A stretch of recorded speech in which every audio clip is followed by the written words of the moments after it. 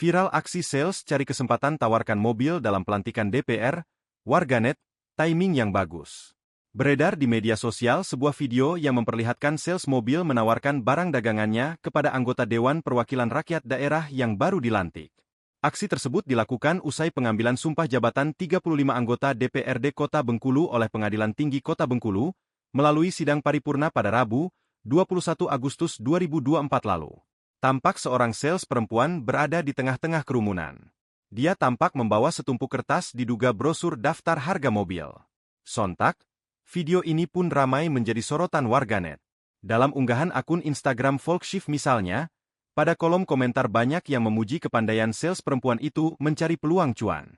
Beberapa warganet yang juga bekerja sebagai sales mengaku tidak pernah terpikir untuk melakukan hal ini sebelumnya.